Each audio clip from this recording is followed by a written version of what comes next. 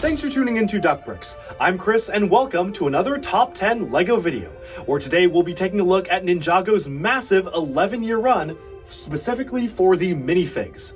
So last time we took a look at the top 10 Ninjago ninja figures as well as the villains, and today we're going to be counting down the top 10 best side characters in terms of minifigure designs that we got in physical form for LEGO sets.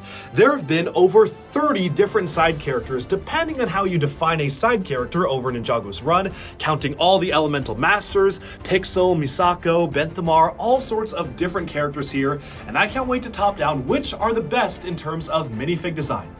And now, of course, given that it is Ninjago, there are a lot of side characters that appeared in the TV show that unfortunately we just haven't gotten as figures quite yet. Characters like the Upply or even some specific elemental masters, there have been a lot of characters that we haven't gotten in physical form, so unfortunately for this video we have to limit ourselves to just the characters that we actually have physical minifigs for. And again, this is just my opinion, so do let me know down in the comments below if you agree or disagree. Who are your favorite characters in terms of the design for the minifigs? And without further ado, let's just jump right into number 10. And coming in at number 10, we have a brand new LEGO Ninjago Dragons Rising minifigure whose backstory we honestly don't even know that much about.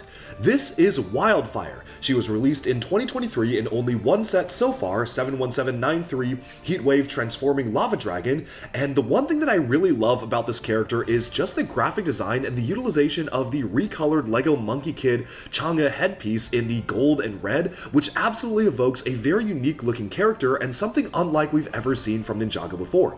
Wildfire does come from a different realm, the wildness seems to be part of a different world, so it's really cool how this character has a completely unique look and feel from the sand green mixed in with the dark red and orange. I just love the graphic design of this character, and the expression is a really good one as well, although it would have been fun to get an alternate expression rather than just the very angry one right here.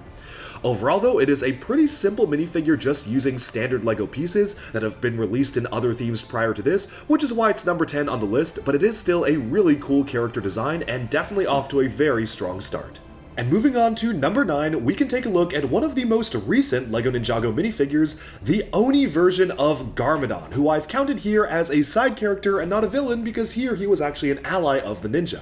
Now, Oni Garmadon appears in one standard retail set from 2022, set number 71775, Nia's Samurai X Mech, which was one of the largest sets of the wave, but thankfully they have since included the exact minifigure in a European exclusive magazine, making him really easy to be able to attain at a very good price. Now, Oni Garmadon is a really nicely detailed minifigure, and I love how his robes actually mirror that of Master Wu's, except in a black and silver with a purple color scheme instead of Master Wu's white and gold.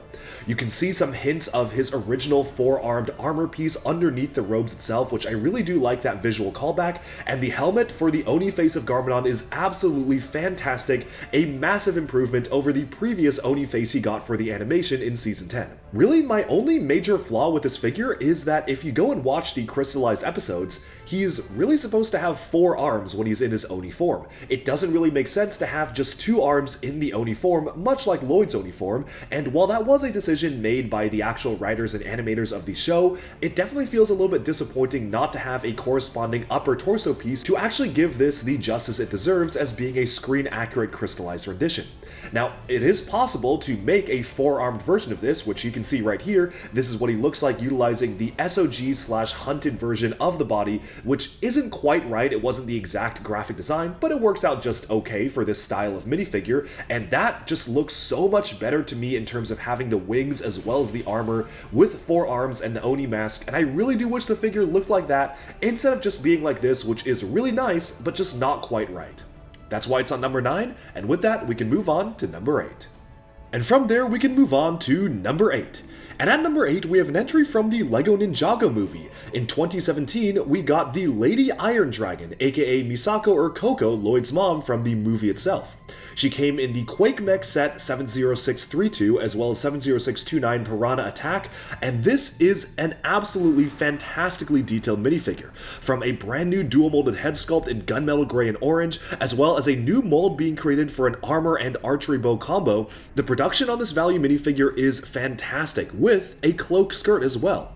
The only major issue with this is that, well, LEGO isn't the best at printing skin tones on dark colors, and they have the yellow skin tone printed on the black head, which just looks really faded and honestly just doesn't quite look good enough for a LEGO minifigure. That's really the only reason why this is lower on the list, because of that major printing issue. It's almost better to use a different head for this without the black face wrap, because the face is just really faded, and it's very obvious when you look at the yellow hands just how faded it is in comparison with everything else.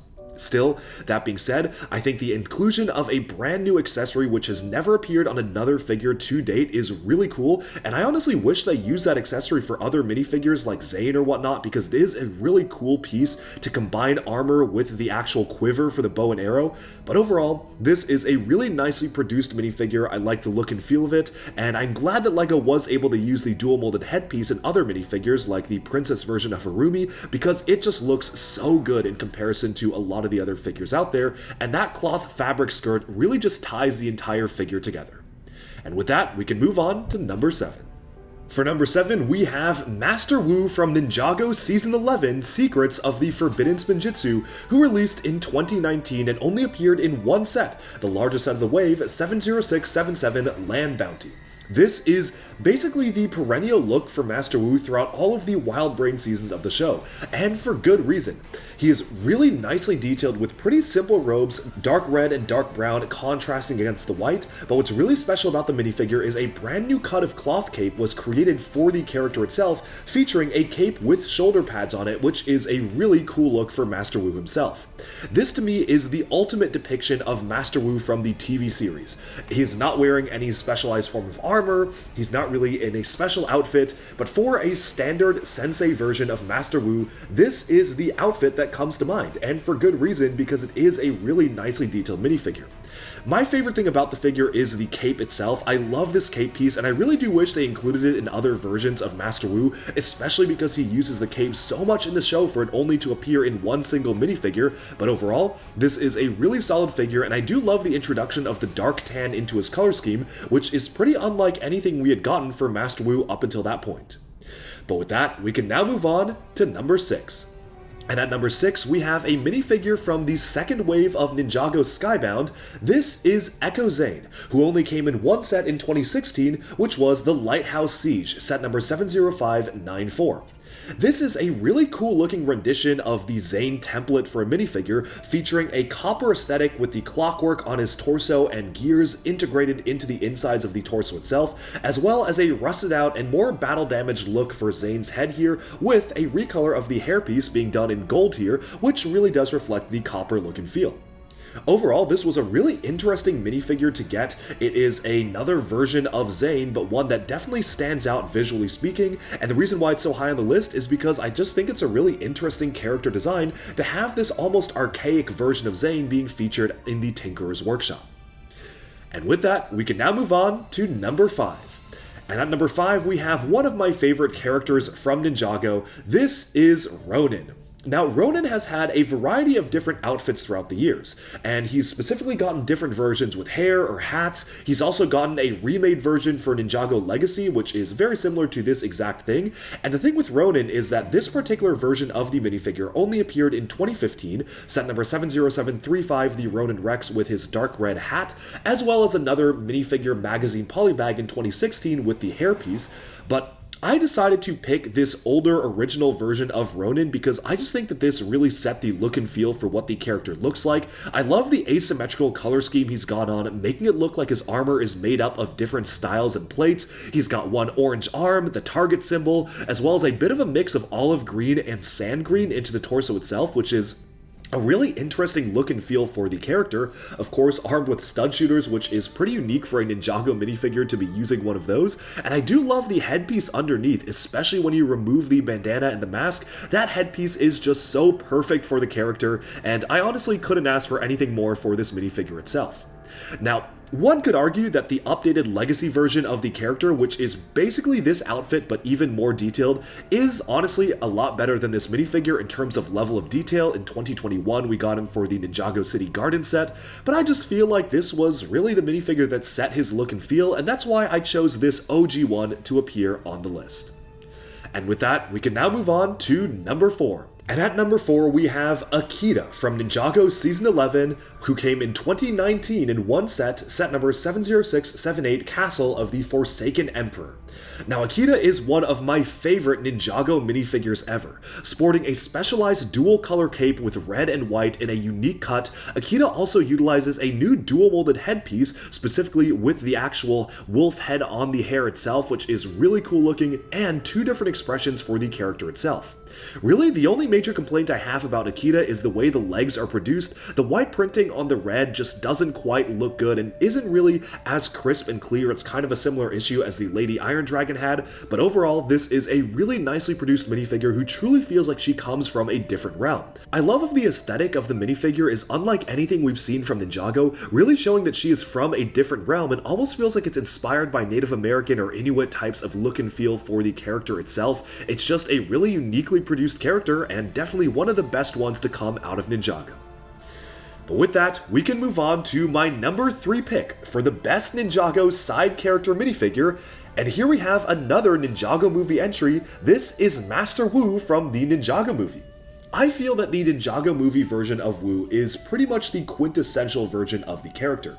This particular iteration only appeared in one set, 70618, the Destiny's Bounty, but we actually got one with arm printing, which you can see right here in the collectible minifigure series, as well as a couple of different ones with different expressions across 2 other sets in the Ninjago movie, 70612, the Green Ninja Mech Dragon, and 70608, Master Falls. So we've gotten quite a lot of different versions of Master Wu, actually 4 different ones. But to me, the quintessential one is taking the angry face from the sets and then adding on the printed arms from the collectible minifigure, making this the ultimate Ninjago Master Wu minifig from the movie. I just love the way the skirt is produced and printed to have a continuation down the actual torso itself. The arm printing is very simple, but just adds a great level of detail to the minifigure, and I love how you can see the sandals underneath as well with the printed feet. Overall, just everything about this minifigure is produced really nicely, and to me, this is my favorite minifig from the Ninjago movie, hands down. And with that, we can now move on to our next minifigure. Number 2, we have Pixel, aka Samurai X, from Season 7, Hands of Time. Now, Samurai X only came in the Samurai VXL set from Hands of Time in 2017, set number 70625, and while we did get alternate versions of Pixel as Samurai X since then, particularly in Sons of Garmadon and Ninjago Core, to me, this is the coolest version of Samurai X we have ever gotten. And a lot of that has to do with the absolutely fantastic head printing, which really adds a look of mystery to the character itself. I love the way the visor is produced that really has a nice metallic blue look and feel to it with a single visor being utilized, and the color scheme of dark blue, gold, and black is just such a unique and crisp color scheme that makes me really be a big fan of the minifigure itself. Honestly, I kind of wish that we stuck to this aesthetic for Pixel with the black and dark blue versus the one that we have nowadays, which is dark blue, white, red, and a whole lot of different colors. I guess they did try to integrate her initial color scheme, but I just feel like this is a really cool look and feel for the Samurai X itself, and I wish that this was utilized beyond just the single Season 7. But with that, we can now move on to the number 1 best Ninjago side character minifigure ever made, and that is the Dragon Master version of Sensei Wu, aka Young Master Wu, from LEGO Ninjago Hunted Season 9. Now, this came out in 2018 in only one set, set number 70655, the Dragon Pit, although different components of the dragon armor, from the shield to the sword to the armor piece itself, were utilized in different sets as the collectibles. But overall, this was a really cool looking character because I just love the amount of aesthetic detail this has, from the pearl gold minifigure torso and legs to a new piece being created for the armor with a sculpted dragon head on the arm itself. This is just so cool looking, and I love how they even included a flag with a sticker of the Dragon Master emblem on the side, just really adding to the overall effect and aesthetic appeal of the minifig itself. The sword just ties everything together, the original sword from the first Spinjitzu Master, and that shield is expertly produced as well, making this my personal favorite LEGO Ninjago side character minifigure ever produced. The gold is just stunning, I love the detail on the figure, and that expression is perfect for a young Master Wu as well. What's not to like about this figure? And with that, we've summed up my favorite Ninjago side character minifigs, and of course, I'm super curious to hear what you think as well. Alright, and with that, we have taken a look at my top 10 favorite LEGO Ninjago side characters based on the minifigure design themselves. Again, this was just my opinion, and do let me know down in the comments below, do you agree, do you disagree, and who are your favorite side characters that we got in terms of a minifigure in physical form? Thank you all so much for tuning in, and be sure to like and subscribe for even more LEGO news, reviews, discussion, and analyses coming your way very soon. Thanks so much, and bye-bye for now.